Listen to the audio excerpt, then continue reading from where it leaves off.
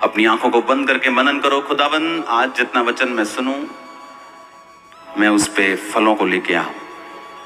आधी स्क्रीन के ऊपर क्रॉस को दिखाया जाए प्रभु यीशु मसीह के सामर्थी नाम में। पहला पत्रस 4 उसकी 12 और 13 आयत में लिखा है, हे प्रियो, जो दुख रूपी अग्नि तुम्हारे सामने परखने के लिए तुम में भड़की है, इससे ये समझकर अचंभा ना करो कोई अनोखी बात तुम पर बीत रही है। जैसे जैसे मसीह के दुखों में सहभागी होते हो, आनंद करो, जिससे उसकी महिमा के प्रकट होते समय भी तुम आनंदित और मगन हो। पतरस जो जीसस क्राइस्ट का क्लोजेस्ट चेला था, ये वो बोल रहे हैं। मायने करता कौन बोल रहा है आपकी लाइफ में? बहुत लोग बोल सकते हैं आपकी लाइफ में, लेकिन वो कौन है जो आपकी लाइफ में बोल रहा है, बहुत मायने करता है। अपने घुटनों पे आओ, अपने हाथों को उठाओ। हालेलुया। अपने पड़ोसी को बोलो, मायने रखता है कौन तुम्हारी जिंदगी में बोलता है। तो जिस वचन को तुम सुन रहे हो, उसे परमेश्वर के सबसे क्लोजेस्ट और सबसे सामर्थी चेले ने लिखा है। आमीन। क्योंकि मायने रखता है आपकी लाइफ में कौन बात कर रहा है, और उस समय पहचानना कि जो ये बात कर रहा है ये कहां से कर रहा है, किस किंगडम से कर रहा है। शैतान के किंगडम से कर रहा है कि परमेश्वर के किंगडम से बात कर रहा है। 2004 में जब बपतिस्मा लेकर मैं पानी के बाहर आया और हम बैठकर प्रार्थना कर रहे थे, तो थोड़े से लोग थे, 15-20, और बैठकर हम प्रार्थना कर रहे थे। वहां पर एक बहन थी, वो आज भी मेरे कांटेक्ट में है। उसने कहा कि परमेश्वर का आत्मा मुझे बता रहा है कि यहाँ एक परमेश्वर का बहुत बड़ा दास बैठा, खुदा उसे बहुत इस्तेमाल करेगा। और सुनो, मुझे 1% भी मालूम नहीं था। मैंने कहा ये मैं तो हूं ही नहीं, किसी के लिए हो सकता है। कोई इंटेंशन नहीं थी इस्तेमाल होने की, जस्ट हीलिंग के लिए मैं बैप्टिज्म ले रहा था, हीलिंग के लिए फास्टिंग कर रहा था, हीलिंग के लिए प्रेयर कर रहा था, रोजे रख रहा था। लेकिन वो बात किस किंगडम से निकली थी? वो जीसस के किंगडम से आई थी। जीसस क्राइस्ट एक दिन जा रहे थे और एक चेले ने कहा, परमेश्वर ऐसा कभी ना हो कि तू क्रूस उठाए। जीसस ने कहा, ओ शैतान, मेरे सामने से दूर हो जा। क्योंकि वो बात उस समय परमेश्वर के राज्य से नहीं, शैतान के किंगडम से, शैतान के राज्य से आई थी।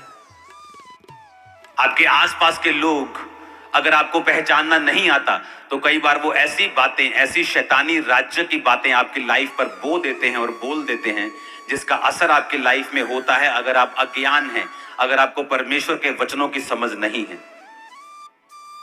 ओह, यू आर सो यंग, तुझे तो पढ़ना चाहिए अभी, तेरे तो लाइफ कैरियर बनाने की है, प्रार्थना तो फिर भी कर लेंगे, बुढ़ापे में कर लेंगे। ये शैतान का राज्य बोल रहे हैं। क्योंकि जैसे ही शैतान को मालूम है, अगर आप प्रेयरफुली पढ़ेंगे, आप उस डायरेक्शन में जाएंगे जहां परमेश्वर चाहता है।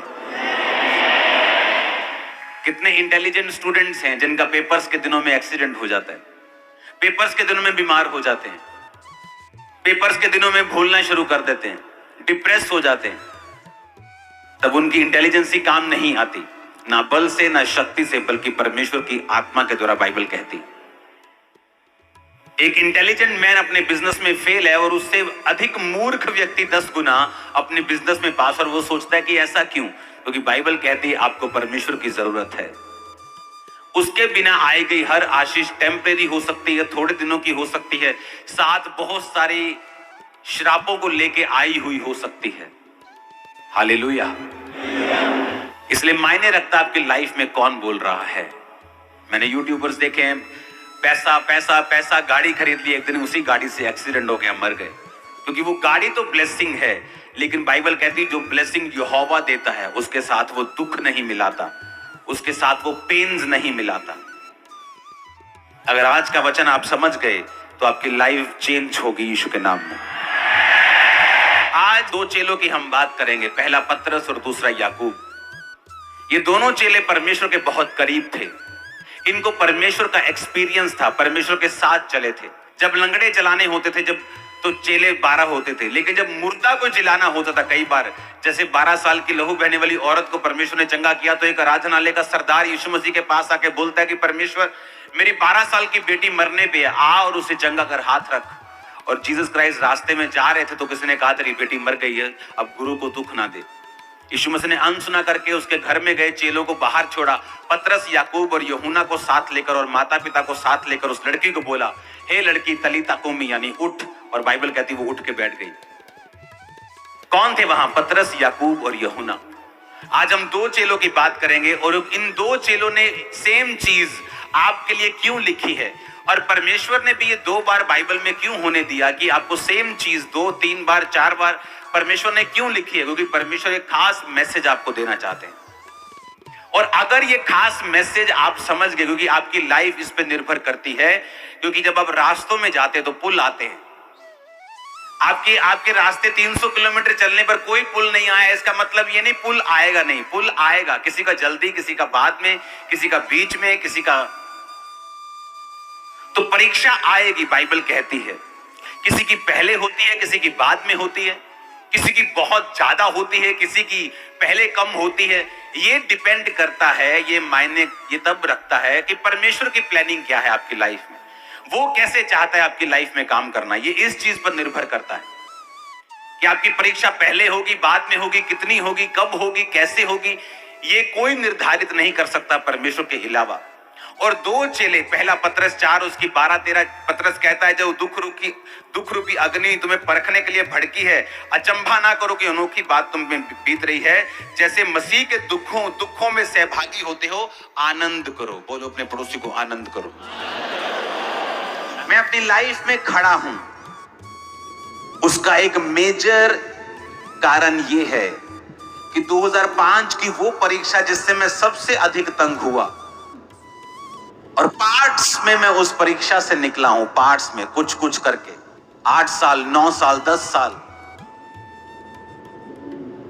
लेकिन जब शैतान ने मेरी लाइफ में क्वेश्चंस रेज किए, बाइबल जानते हुए, पवित्र आत्मा से भरे हुए, सामर्थ पाए हुए भी, वो एक्सपीरियंस जो मेरा परीक्षा से निकलने के बाद जो मैंने प्रभु से लिया था, परमेश्वर ना इनकाउंटर हुआ मेरा, आमना सामना, क्योंकि वो परीक्षा से निकलना आसान नहीं था।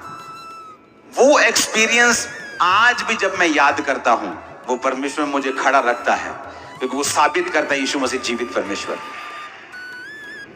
मैं आपको बता रहा हूं, वचन जानने वाले भी लोग कई बार बैकस्लाइड हो जाते हैं, क्योंकि उनका यीशु मसीह से आमना सामना नहीं हुआ, उन्हें ये प्रैक्टिकली नॉलेज नहीं है। आप जानते हैं पतरस वचन जानता था, यीशु मसीह को जानता था। जब यीशु मसीह मर गए तो फिर मछलियां पकड़ने के लिए चला गया था, अपना काम धंधा पकड़ने के लिए चला गया था, बैकस्लाइड हो गया था, और जीसस क्राइस्ट फिर उसके पास गए, इनकाउंटर हुआ। इनकाउंटर होना, आमना सामना होना, एक्सपीरियंस होना, जो वचन फिर आपने सुना होता है, वो लगता है फिर कि ये सच्चा है।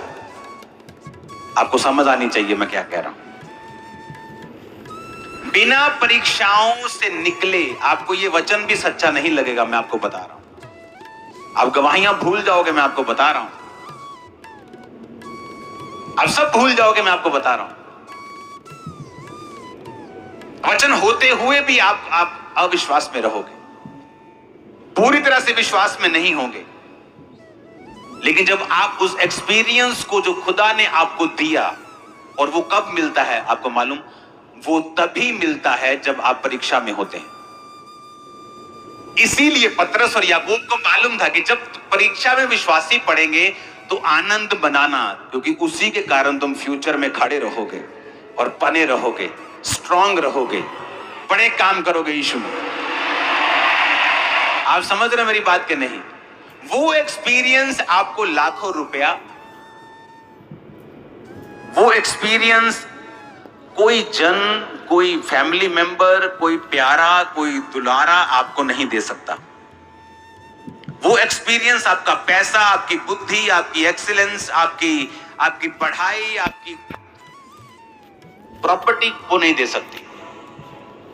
वो एक्सपीरियंस वो लोग नहीं ले सकते जो परीक्षाओं के दिनों में बहक जाते हैं, परमेश्वर से हट जाते हैं, प्रार्थना करनी छोड़ देते हैं, वचन पढ़ना छोड़ देते हैं, चर्च जाना छोड़ देते हैं, क्योंकि वो परीक्षाओं में लगता है कोई अचंभी बात उन पे बीत रही है। अगर परमेश्वर होता तो मेरे साथ ऐसा नहीं होता।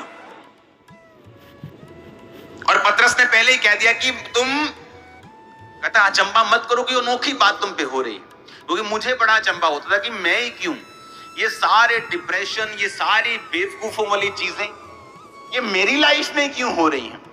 तब समझ नहीं आती थी, तब लगता था कि परमेश्वर मुझे निकाल, मुझे कुछ नहीं चाहिए, मुझे निकाल बस इन चीजों से। लेकिन आज समझ आती है कि वो क्यों था, ताकि मैं आज खड़ा रहूं। वो आपको देख रहा था, वो लाखों लोगों को देख रहा था, वो मुझे देख ही नहीं रहा था। उसे मालूम था कि आने वाले समय में क्या होगा।